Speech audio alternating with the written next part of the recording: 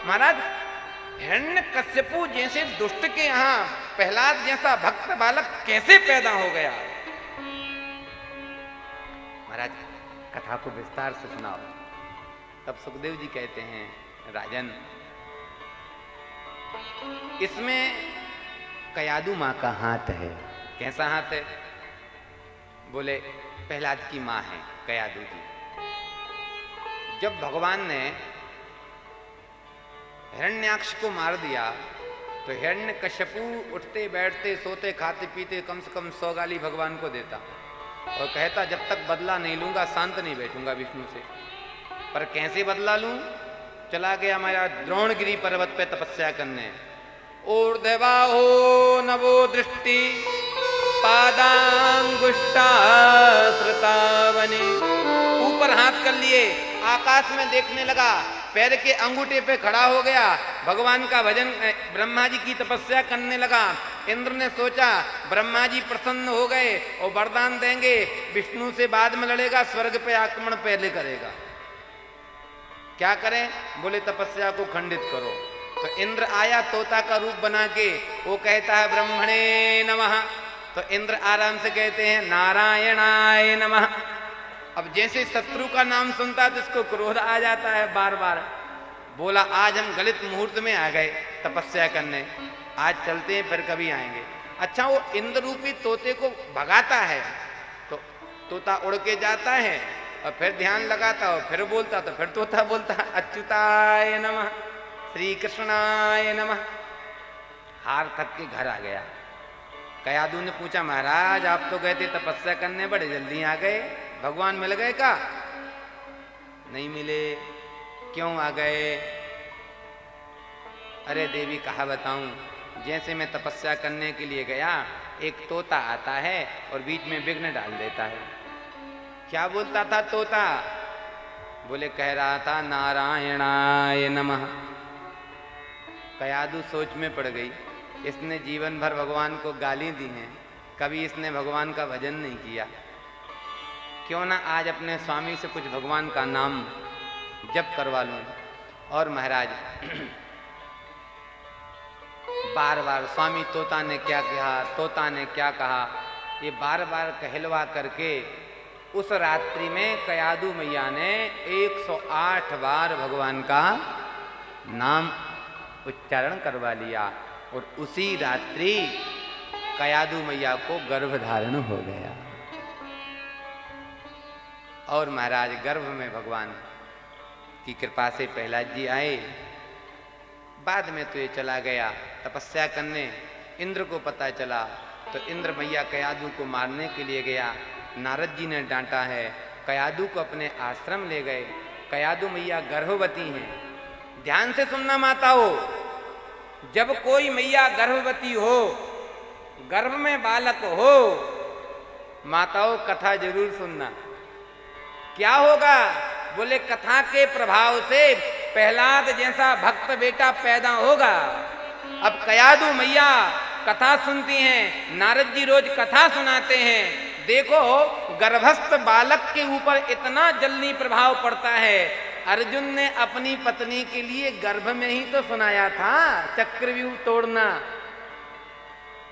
अभिमन्यु को।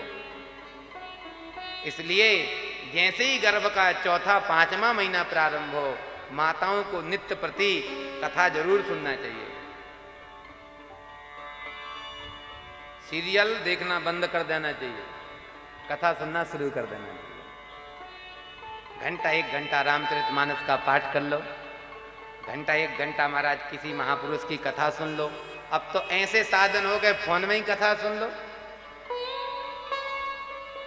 माताजी 3-4 महीने का अगर आपने त्याग कर दिया कि सास भी कभी बहू थी, कसौटी जिंदगी की, सही तुम्हारे बच्चे की लाइफ बन गई, और नहीं तो फिर क्या है? वही होना है जो राम जी की इच्छा। कयादू मैया ने ईमानदारी से सत्संग सुना है, तो सत्संग सुनने से क्या हुआ? गर्भस्थ बालक के ऊपर भक्ति का अंकुरित जागृत हो गया। और जैसे ही महाराज देखो मुझे याद आ गई, मुझसे एक माताजी बोल रही थी कि हमने अपने बालक को एक दिन कथा सुनाई, तो उसने कथा में सुना कि सोते वक्त हरिस्तरणम बोलना चाहिए।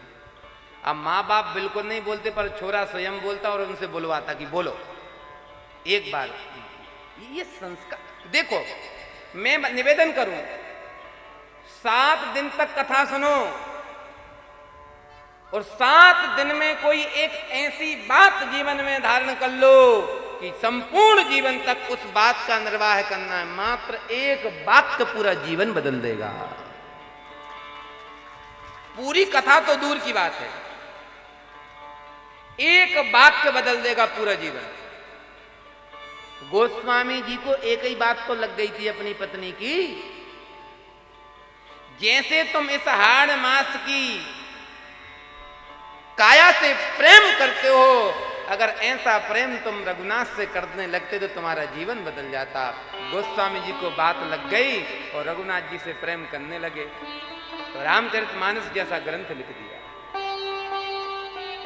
भैया इसलिए निवेदन करूं, कथा को सुनो पर जीवन में धारण भी करो। कोई एक ऐसी बात जरूर 3 घंटे 4 घंटे में बोली जाएगी जो आपके लायक होगी। देखो भैया, वक्ता की क्लास में, हमारी ये क्लास है, इसमें सब प्रकार के लोग बैठे हैं। प्रवेशिका से लेकर के पीएचडी तक के स्टूडेंट बैठे हैं। प्रवेशिका जानते ना, शुरुआती। तो अब वक्ता को इस बात का भी ध्यान रखना चाहिए कि ऐसी बात भी बताएं जो बच्चे को ए फॉर एप्पल कहने वाले को भी समझ में आ जाए, और ए फॉर एप्पल ही ना करते रहें। एक डॉक्टरी कर रहा, पीएचडी भी कर रहा है, तो उसको भी कोई सूत्र बता दे। तो देखो, हम लोगों की कथा में कोई संगीत प्रेमी होता है, सिर्फ वो आता है भजन सुनने, कोई कथा सुनने, कोई चुटकुला सुनने, कोई टाइम पास करने। तो सबको मैटर यहां से देना पड़ता है। ये मत सोचना कि महाराज ये क्यों बोलते, ऐसा क्यों करते, क्योंकि सब प्रकार के लोग बैठे। देखो भैया, हम तो यही कहते हैं, कोई 1 कुंडी यज्ञ करता है, कोई 2 कुंडी यज्ञ करता है, और मैं तो कहता हूं जितनी मुंडी उतनी कुंडी। अब हर व्यक्ति की खोपड़ी अलग अलग, हर व्यक्ति की सोच अलग अलग, तो यहां से प्रवचन भी थोड़ा अलग अलग। कहीं सिद्धांत की चर्चा, कहीं मानस की चर्चा, कहीं महाराज हंसी की चर्चा, क्योंकि सबको मिलना चाहिए। तो जिसके काम की जो बात हो वह अपने जीवन में अपना लो, और जो काम की नहीं है तो समझ जाओ पड़ोसी के लिए है। मत मान के बैठो कि वो क्यों समझ में नहीं आया।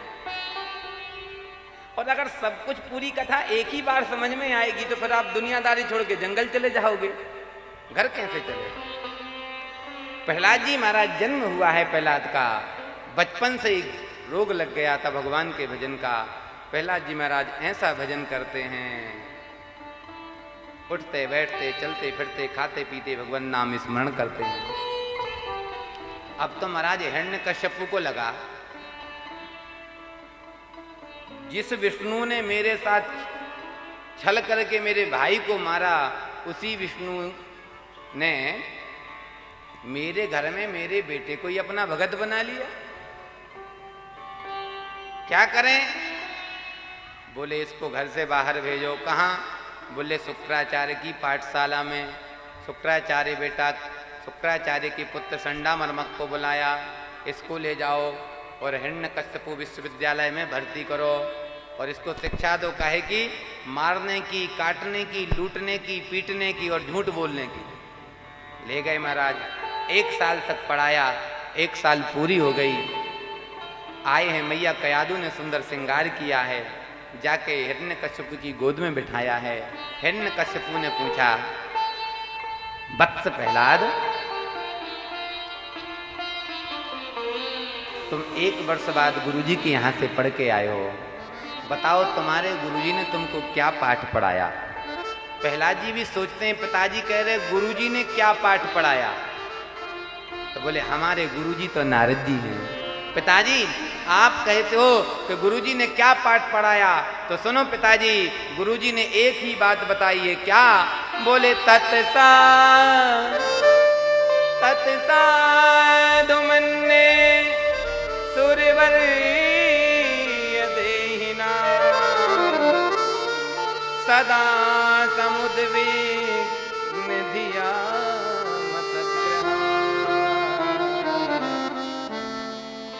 हमको तो पिताजी साधु महात्माओं का संग बहुत अच्छा लगता है। हित्वात्म पापम ग्रहमंद कूपम वनम गतो यद हरिमाश्रयेता। पिताजी यह घर हमको अंध कुआ के जैसा लगता है। ऐसा मन करता है किसी जंगल में जाओ और भगवान के नाम का कीर्तन करो। सोई महाराज तुरंत प्रहलाद को गोद से पटक दिया। संडा मरमक को बुलाया। अरे तुम मेरे बेटे को क्या उल्टा पुल्टा पढ़ाते हो, जाओ इसको ले जाओ बढ़िया से पाठ पढ़ाओ। संडा मरमक भी बोले बताओ। महाराज से डांट खिला दिया। बहुत समझाते हैं पर प्रहलाद जी की समझ में नहीं आता है। तो संडा मरमक जी प्रहलाद जी को काल कोठरी में डाल देते हैं।